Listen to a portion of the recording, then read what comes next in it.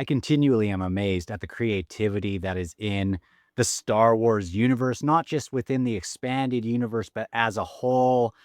I remember my first time creating in Star Wars. It must have been 1990 or something like that, when we had an old video camera and our only special effects was on and off.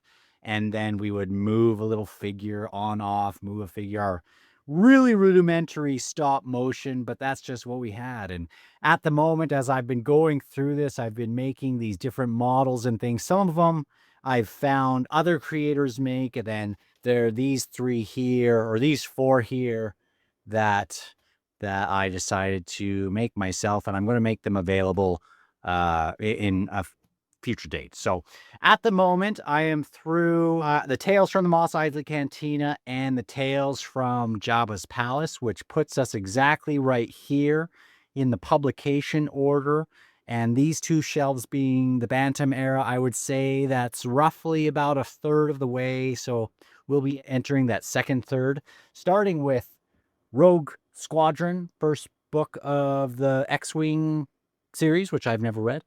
Then the Black Fleet Crisis and Shadows of the Empire, and we'll be on to the next shelf. So really, really cool. So let me talk about these two tales collections a little bit. It'll be shorter than the one I did before it, which was going over every single story of the Mos Eisley Cantina. Now, I prefer this one over Jabba's Palace, but there are great things about both of these. Now, I'm just more interested in the Mos Eisley Cantina, so I was more engaged with it. There were things that were really interconnected between the stories, but generally they were just their own short story that leads up to the events of the day when Luke Skywalker and Obi-Wan would meet Han Solo. Now, where this is very much their own tales generally, and sometimes mixing, Jabba's Palace is much more interconnected. It came after the Tales from the Mos Eisley Cantina, so they might have tightened up exactly what they wanted to do. It seems like most of these were about trying to tell a much greater interconnected story as a whole. Now, my favorites in this were Boshek, the character that Obi-Wan and Chewie are talking to just at the very start of the Mos Eisley Cantina. There were great ones, such as Hetnekek, a Jawa that decides to take on the Empire, and that's kind of interconnected with some things. There's the Hammerhead, Mol Nadon, which I also have a little thing here, which I haven't painted, but a lot of great stories. A lot of great stories. Now, the best ones in here, in my opinion, we have all sorts of characters, from Bib Fortuna to the droid here, to the dancer, to Boba Fett was a great one, which kind of bounces between him in the Sarlacc pit being digested and before he collected Han Solo. We have all sorts of them. Maybe my favorite one. Also, we have a boy and his Rancor, or a boy and his monster. You know, the guy who is crying once Luke Skywalker sends down the gate on the Rancor. It starts with that. That's a great one. Maybe my favorite one. Oh, it has Mara Jade in it as well. My favorite one is the Gamorrean tale.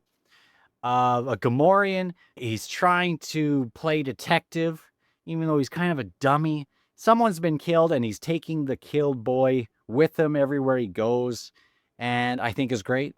And it was my favorite one. So really well interconnected, really well on their own, even though pretty interconnected as well. What Jabba's Palace also has going with it is we have more of Luke and Han and Chewie and Leia interwoven into these tales. So I think these are an okay place to start if you wanted to jump into the EU and get a little bit of a taste. I wouldn't recommend them if you're already committed to maybe being able to do a great trilogy or standalone. I would still recommend Thrawn as the logical starting place. to build a foundation, but I really like these. I really like these. Now I'm going to go through these again in the future, and maybe just one tale at a time. If I'm driving somewhere, I might throw these on, but first we have to get through the X-Wing series and Shadows of the Empire, and the next Tales entry that we will get will be Tales from the Bounty Hunters, which we already got a little bit. I think we got a little bit of his story in Tales from Jabba's Palace, which I really liked. Really, really liked it. And that's that. So let me know which are your favorite tales. Let me know if you've done anything creative in the Star Wars world when you were young, if you played with toys and recorded them, or if you did art or that sort of thing. Just interested in hearing from you. I'll talk to you in the comments below. Let me know what your favorite books of these so far have been up to this point in the publication order. So talk to you later. Bye.